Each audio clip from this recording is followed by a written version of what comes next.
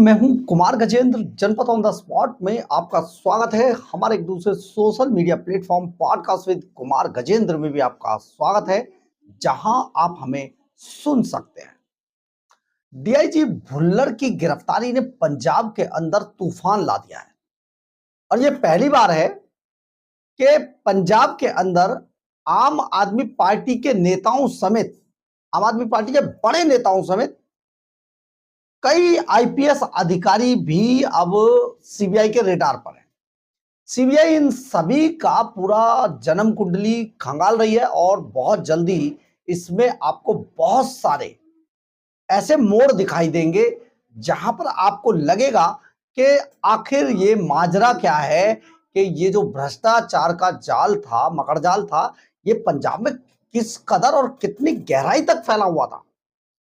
Kejriwal and company जब भ्रष्टाचार खत्म करने की बात कहकर पंजाब की सत्ता में आई, इसके बावजूद जितने ये बड़े मगरमच्छ थे, वो मगरमच्छ अरविंद केजरीवाल और समेत उनके सभी नेताओं को भी निकल गए और इसके अलावा कई आईएएस और आईपीएस को भी निकल गए। ये आखिर माजरा क्या था? दरअसल इसकी जड़ में एक और व्यक्ति था और वो था कृष्णू। कृष्णू वो दलाल था जो पुलिस अधिकारियों और नेताओं के बीच में एक सीढ़ी का काम करता था। कृष्णू के संबंध बहुत अच्छे अच्छे नेताओं से थे। महंगे महंगे गिफ्ट भेजना कृष्णू का सबसे बड़ा हथियार था और इसी हथियार के जरिए ये बहुत बड़े बड़े नेताओं को और बड़े बड़े अधिकारियों को अपने बस में कर लेता था। अब यह मकर जाल लगातार बढ़ता चला गया और यह बढ़ते बढ़ते आखिर डीआईजी भुल्लर तक जा पहुंचा। अब डीआईजी भुल्लर की गिरफ्तारी के बाद जैसे जैसे सीबीआई की जांच आगे बढ़ रही है, उनकी जो सीडीआर है उसको निकालकर खंगाला जा रहा है, उसमें बहुत बड़े बड़े नंबर सामने आ रहे हैं और इन नंबरों के सामने आने के बाद सीबीआई के अधिकारी भी लगातार केंद्र सरकार यानी कि गृह मंत्रालय के संपर्क में है। एक एक रिपोर्ट गृह मंत्रालय को दी जा रही है, क्योंकि ये जो बड़े अधिकारी हैं, अधिकारी मतलब आईएएस और आईपीएस अफसर, ये सभी का के खिलाफ एक्शन लेने के लिए कम से कम गृह मंत्रालय तक तो जाना ही पड़ेगा और इसी कारण ये सब लगातार रोजाना की रिपोर्ट गृह मंत्रालय तक पकड़ाई जा रही है और गृह मंत्रालय रिपोर्ट भेजने के बाद उस पर एक्शन के बारे में आला अधिकारी जो सीबीआई के हैं वो डिस्कशन कर रहे हैं लगातार। अब ये डीआईजी भुल्लर जिस तरीके से गिरफ्तार हुआ है, इसने जितना माल बनाया है वो कोई एक दिन में नहीं हो जाता है। पंजाब में बड़ी चर्चा है, एक दिन में नहीं होती, यानी कि ये जो भुल्लर है ये बहुत लंबे समय से पंजाब के अंदर ये अपना काम कर रहा था।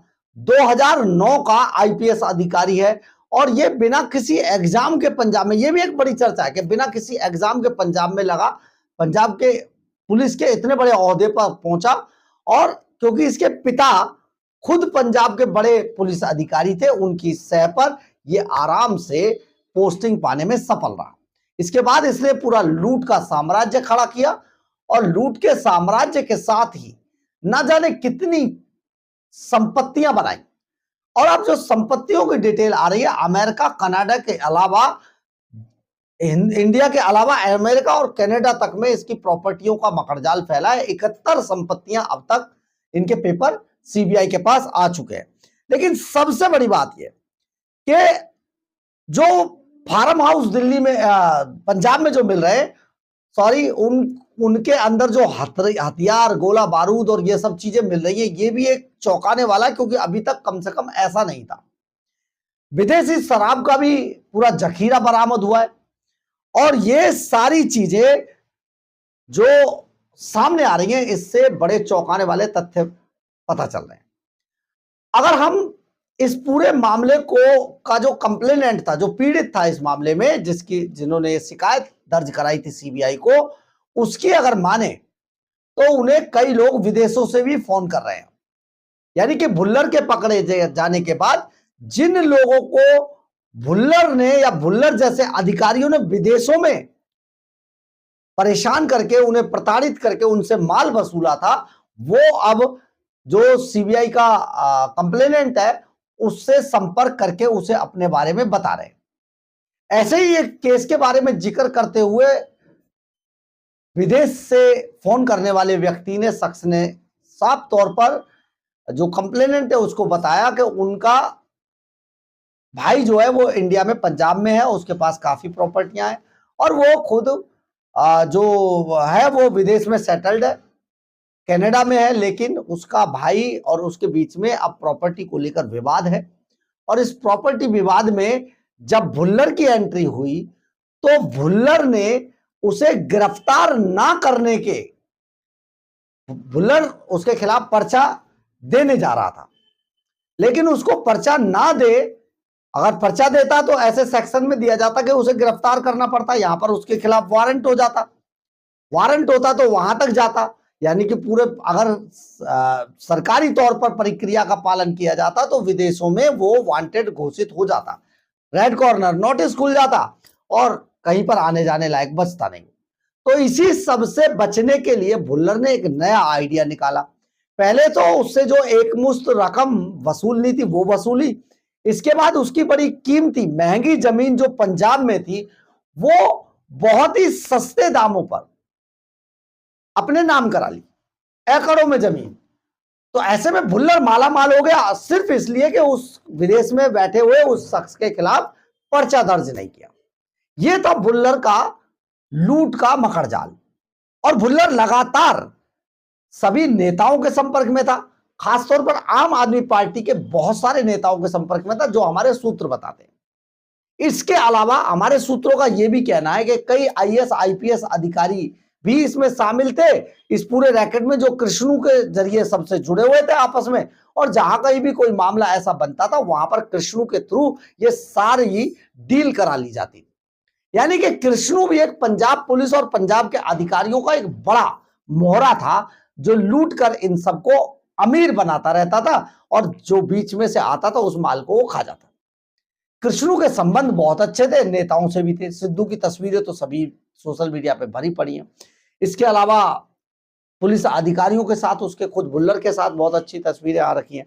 तो ये सारी चीजें जो अब सामने आ रही हैं उससे सीबीआई के रेडार पर ये सारे नेता आ गए। इससे आम आदमी पार्टी के तो बड़े नेता केजरीवाल, भगवंत मान समेत बहुत सारे बड़े नेताओं के तोते उड़ गए।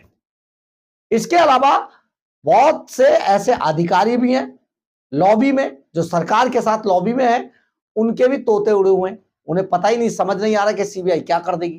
तो इसके लिए अभी बहुत सारी जांच बाकी है। बाकी सबसे बड़ी जांच उस पर भी की जा रही है कि जो भुल्लर है वो बैक डेट में, यानी कि पिछले समय पकड़े जाने से पहले वो कहां कहां पोस्टेड रहा और उस पोस्टिंग के समय वहां पर जो केस हुए थे उनका हश्र क्या हुआ। उन लोगों से जो पीड़ित थे उनसे संपर्क करने की कोशिश की जा रही है और उन केसों के बारे में जानकारी जुटाई जा रही है कि भुल्लर ने आखिर इन केसों को, ये जो मामले थे, इनको किस तरीके से या तो डिस्ट्रॉय कर दिया या उनके पेपर गायब कर दिए, जो बाद में जाकर कोर्ट में धड़ाम गिर गए। पुलिस के पास यही एक सबसे बड़ा हथियार होता है। भुल्लर खुद मजीठिया की जो क्राइम फाइल थी, क्राइम कुंडली थी, उसको लेकर भाग गया था। यह आरोप है भुल्लर पर। तो आप सोचिए, सीबीआई के रेडार पर इस समय बहुत सारे नेता और अधिकारी हैं जिनमें किसी भी वक्त बड़ा खुलासा हो सकता है, बड़ी गिरफ्तारी हो सकती है, बड़ा कुछ ऐसा धमाका हो सकता है जिसमें सब पंजाब के अंदर भूचाल आ जाएगा, हर गलियारे के अंदर।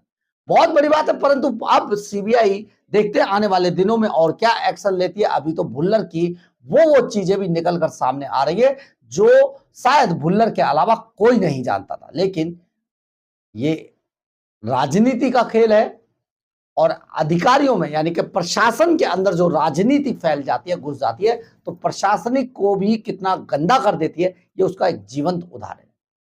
बहरहाल, अगर आपको हमारी ये खबर अच्छी लगे तो आप इसे लाइक, सब्सक्राइब और शेयर जरूर करें। कमेंट्स बॉक्स में अपनी राय जरूर लिखें, इससे हमें बहुत बहुत बहुत ऊर्जा मिलती है। जय हिंद, जय भारत।